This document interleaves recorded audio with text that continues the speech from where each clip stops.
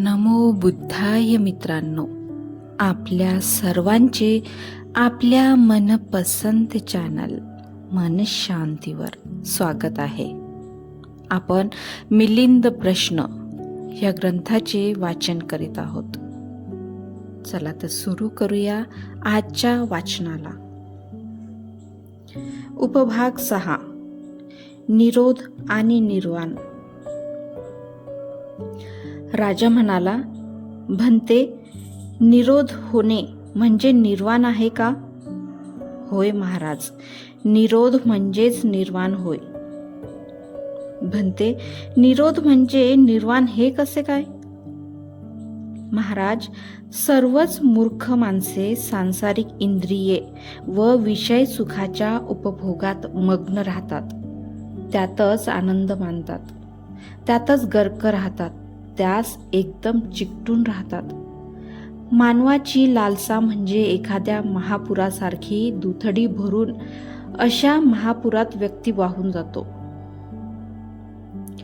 त्यामुळे वारंवार जन्म, वृद्धत्व, मृत्यू, शोक, चेतना, खेद, निराशा यामधून त्याची सुटका होत नाही. थोडक्यात दुःखातून त्याची मुक्तता होत नाही. परंतु महाराज, शहाणे लोक भगवंताचे अनुयायी अशा इंद्रिये व विषय सुखाच्या मोहजाळात फसत नाहीत. त्यात ते आनंद मानित नाहीत की त्यात गर्क होऊन चिकटून राहत नाहीत. त्यामुळे त्यांची लालसा निरोध पावते. लोभ निरोध पावल्यामुळे जीव इच्छा निरोध पावते. जीवेच्छा निरोध पावल्यामुळे पुनर्जन्म थांबतो. पुनर्जन्मच नसल्यामुळे जन्म, वृद्धत्व, मरण, शोक, वेदना व निराशा इत्यादी सर्व दुःख समूह जागच्या जागी थांबतो. असा दुःखाचा अंत घडतो. यालाच म्हणतात निर्वाण. याप्रमाणे महाराज, निरोध होणे म्हणजे निर्वाण होय. उपभाग 7, निर्वाण लाभ कोण करतो? राजा म्हणाला, "भंते, निर्वाण पदाचा लाभ सर्वच व्यक्तींना होतो का?" "नाही महाराज, निर्वाण पदाचा लाभ सर्वच व्यक्तींना होत नाही. जे कोणी सदाचारी पुण्यकर्म करतील, विश्वसनीय व मान्य करण्यास योग्य अशा गोष्टींची जाणीव करतील, त्याज्य गोष्टींचा त्याग करतील, आचरण करण्यालायक गोष्टी आचरणात आणतील, साक्षात्कार करण्याजोग्या गोष्टींचा साक्षात्कार करून घेतील, तेच निर्वाण पदाचा लाभ करून घेऊ शकतील." "भंते, फार छान." उपभाग 8, निर्वाण सुख निर्वाण न मिळवताही कळते. राजा म्हणाला, "भंते, ज्याला निर्वाणपद लाभले नाही त्यास निर्वाणपद किती सुखदायक आहे याची जाणीव असते का?" "होय महाराज, ज्याला निर्वाणपद लाभले नाही त्या व्यक्तीस देखील निर्वाण सुखाची जाणीव असते." "भंते, स्वतः निर्वाण पदाचा लाभ न करता त्या सुखाची कशी काय जाणीव होते?" "महाराज, ज्याचे हातपाय तोडले नाहीत अशा व्यक्तीस हातपाय तोडल्यामुळे दुःख माहीत नसते का?" "होय भंते, माहीत असते." "ते कसे काय?" "भंते, ज्याचे हातपाय तोडलेले असतात त्याचे रडणे व तळपणे पाहून त्यास दुःख आहे याची जाणीव त्यास होते." "महाराज, याप्रमाणेच निर्वाण प्राप्त केलेल्या लोकांच्या शब्दातून ओसंडणारा संतोष व प्रीतियुक्त आनंद पाहून ज्यांना निर्वाण लाभ झाला नाही त्यांना सुद्धा निर्वाण सुखाची जाणीव होते." भंते, उत्तम रीतीने समजून सांगितले. उपभाग 9, भगवान बुद्धांच्या अस्तित्वासंबंधी शंका. राजा म्हणाला, "भंते नागसेन, आपण भगवान बुद्धांना पाहिले का?" "नाही महाराज, निदान तुमच्या आचार्यांनी तरी भगवान बुद्धांना पाहिले आहे का? नाही महाराज. म्हणते असे आहे तर भगवान बुद्ध झालेच नाही असेच म्हणावे लागेल. महाराज, हिमालय पर्वतावरील उहा नावाची नदी तुम्ही पाहिली आहे का? नाही म्हणते. तर मग अशी नदीच नाही असे म्हणावे लागेल. अशी नदी आहेच. मी किंवा माझ्या वडिलांनी जरी ती नदी पाहिली नसली तरी ती नदी आहे हे खरे. महाराज, याप्रमाणे जरी मी किंवा माझ्या आचार्यांनी भगवान बुद्धांना पाहिले नाही तरी पण ते निश्चित झालेले आहेत. भंते फार छान समजावून सांगितले. उपभाग 10. भगवान बुद्ध सर्वज्ञ आहेत. राजा म्हणाला, भंते, भगवान बुद्ध सर्वज्ञ म्हणजे सर्व काही जाणणारे आहेत का? होय महाराज, भगवान बुद्ध सर्वज्ञ आहेत. त्यांची तुलना कोणाशीही करता येणार नाही. भंते, ज्या भगवान बुद्धांना तुम्ही कधी पाहिले नाही ते सर्वज्ञ होते असे कसे म्हणता? महाराज, ज्यांनी महासागर कधी पाहिला नाही त्यांना महासागर खोल अथवा गंभीर आहे आणि गंगा, यमुना, अचिरवती, सरयू आणि मही या 5ही मोठमोठ्या नद्या त्यात जाऊन मिळतात. तरी पण त्याचे पाणी कमी किंवा जास्त झालेले कधी दिसून येत नाही हे त्यांना कळते का? होय भंते, याची त्यांना जाणीव आहे. महाराज, त्याचप्रमाणे निर्वाण पदाचा लाभ करून घेतलेले भगवान बुद्धांचे श्रावक म्हणजे शिष्य महान आहेत. हे श्रावक जर असे आहेत तर त्यांचे गुरु भगवान बुद्ध किती महान असले पाहिजे असे आम्ही निश्चितच सांगत असतो. भंते नागसेन, आपण अगदी बरोबर सांगितले. उपभाग 11. बुद्धांच्या सर्वज्ञत्वाची जाणीव.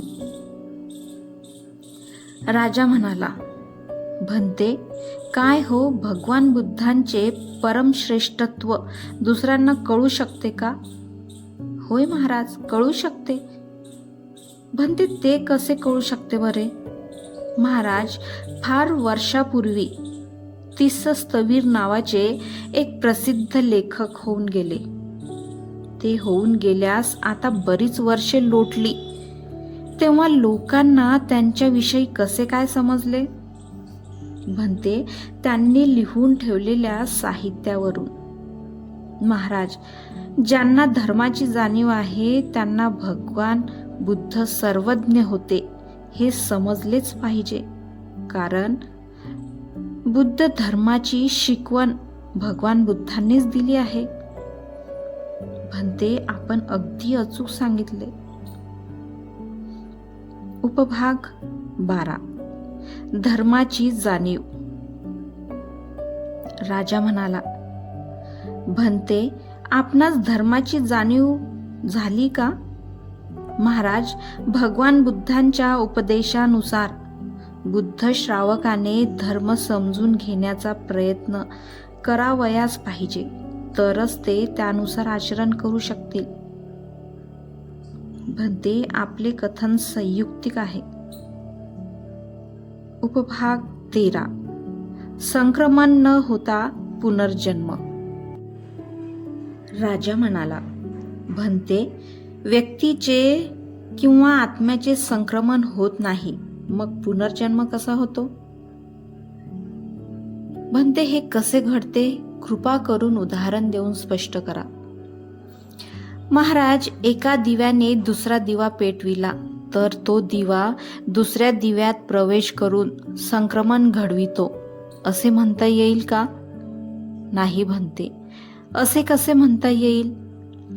महाराज, याप्रमाणे संक्रमण न घडता पुनर्जन्म होतो. उपभाग. कृपा करून अजून एखादे उदाहरण देऊन सांगावे. महाराज, तुमच्या गुरूंनी शिकविलेली एखादी कविता तुम्हास आठवते का? होय भंते, आठवते. महाराज, ती कविता आपल्या गुरूंच्या मुखातून कायमची निघून तुमच्यात संक्रमण करून आली की काय? नाही भंते. महाराज, याप्रमाणेच संक्रमण न घडता पुनर्जन्म होतो. भंते, आपण उत्तम प्रकारे समजून सांगितले. उपभाग 14. परमार्थाने आत्म्याचे अस्तित्वच नाही. राजा म्हणाला, भंते, आत्मा नावाची एखादी वस्तू आहे किंवा नाही? सवीर म्हणाले, महाराज, ज्ञात्याच्या म्हणजे सर्व जाणून घेणाऱ्या आत्म्याच्या रूपात अशी कोणतीही वस्तू अस्तित्वात नाही. भंते, आपण बरोबर म्हटले. उपभाग 15. पुनर्जन्मासंबंधी. राजा म्हणाला, भंते, एका शरीरातून दुसऱ्या शरीरात प्रवेश करणारा असा कोणी जीव म्हणजे आत्मा आहे का? नाही महाराज, असा कोणी जीव नाही. भंते, एका शरीरातून दुसऱ्या शरीरात प्रवेश करणारा कोणी जीव नाही, मग तो आपल्या वाईट कर्मफळापासून मुक्त झाला असे म्हणावे लागेल. महाराज, जर त्याचा पुनर्जन्म झाला नाही तर तो आपल्या वाईट कर्मफळातून निश्चितच मुक्त होईल. परंतु पुनर्जन्म झाला तर मग तो मुळीच मुक्त होऊ शकणार नाही. कृपा करून उदाहरण देऊन स्पष्ट करावे. महाराज, जे आंबे चोरले ते झाडाचे होते. त्यांनी पेरलेले आंबे नव्हेत. पेरलेल्या आंब्याची त्यांनी चोरीच केली नाही, तेव्हा शिक्षेस पात्र कसा? भंते, परंतु त्यांनी पेरलेल्या आंब्यापासूनच ते आंबे उत्पन्न झालेत, म्हणून तो शिक्षेस पात्र ठरतो. महाराज, याप्रमाणेच एक मनुष्य या नामरूपाकडून चांगले किंवा वाईट कर्मे केली जातात. त्या कर्माच्या प्रभावाने दुसरे नामरूप जन्मास येते, म्हणून तो आपल्या वाईट कर्मफळापासून मुक्त होत नाही. भंते, आपण चांगल्या प्रकारे समजून सांगितले. उपभाग 16. कर्मफळाविषयी. राजा म्हणाला, भंते, एका नामरूपाने केलेल्या चांगल्या किंवा वाईट कर्मफळाचे काय होते? ते कोठे थांबतात? महाराज, ती कर्मे फळरूपाने त्या नामरूपाचा पाठलाग करीत असतात, अगदी ज्यांच्या त्यांचा पिछा न सोडवणाऱ्या सावली समान. भंते, ही कर्मे येथे थांबली आहेत अशा तऱ्हेने दाखविता येतात का? महाराज, अशा प्रकारे तो दाखविता येत नाही. कृपा करून उदाहरण देऊन समजून सांगावे. महाराज, अद्याप ज्या झाडाला फळे आलेली नाहीत ती ही पहा येथे आहेत असे म्हणून ती कोणास दाखविता येतील का? नाही भंते. महाराज, प्राणी मात्राचे जीवन प्रवाहाप्रमाणे असते, तेव्हा जीवन प्रवाहाची धार तुटल्याशिवाय हे येथे आहेत असे म्हणून कसे दाखविता येतील? भंते, आपण उत्तम प्रकारे समजून सांगितले. उपभाग 17. पुनर्जन्माचे ज्ञान. राजा म्हणाला, भंते, आपण पुन्हा जन्मास येणार आहोत अशी पूर्व जाणीव जो पुनर्जन्मास येतो त्यास असते का? होय महाराज, याची त्यास जाणीव असते. कृपा करून उदाहरणाने समजून सांगावे. महाराज, एखाद्या शेतकऱ्याने शेतीची पेरणी केली असून पाणी पाऊस चांगला झाला व उभे असलेले पीक चांगले आले आहे, तेव्हा धान्य भरपूर पिकेल याची त्यास जाणीव असणार नाही का? होय भंते, याची त्यास जाणीव असलीच पाहिजे. महाराज, याचप्रमाणे पुन्हा जन्म घेणाऱ्या व्यक्तीस आपण पुन्हा जन्मास येणार आहोत अशी त्यास जाणीव असते. भंते, आपण उत्तम रीतीने सांगितले. उपभाग 18. निर्वाणानंतर व्यक्तिमत्वाचा लोप. राजा म्हणाला, भंते खरोखर बुद्ध होऊन गेले का? होय महाराज, निश्चितच होऊन गेले. भंते, आता ते कुठे आहेत? ते तुम्ही दाखवू शकता का? महाराज, भगवान बुद्धांना महापरिनिर्वाण प्राप्त झाले. अशा स्थितीत भगवंत दुसऱ्या व्यक्तीच्या रूपात व्यक्त होण्यासारख्या अवस्थेत ते आता राहिलेले नाही. यामुळे त्यांना आता दाखविता येणे शक्य नाही. भंते, एखादे उदाहरण देऊन सांगावे. महाराज, जळून विझलेल्या अग्नीच्या ज्वाळा ह्या येथे आहेत असे म्हणून दाखविता येईल का? नाही भंते, त्या ज्वाळा आता पूर्णपणे विझून गेलेल्या आहेत. महाराज, याप्रमाणेच भगवान बुद्ध महापरिनिर्वाणास गेले आहेत. आता दुसऱ्या व्यक्तीच्या रूपात व्यक्त होण्यासारखे त्यांचे अस्तित्व शिल्लक राहिलेले नाही. त्यामुळे त्यांना दाखविता येणे शक्य नाही. परंतु त्यांनी सांगितलेल्या धर्मास दाखविता येईल. त्यांनी सांगितलेला धर्मच त्यांच्याविषयी हे सांगत आहे ना. भंते, आपण योग्य प्रकारे कथन केले. मित्रांनो, आजचे वाचन आज आपण इथेच थांबवूया. धन्यवाद.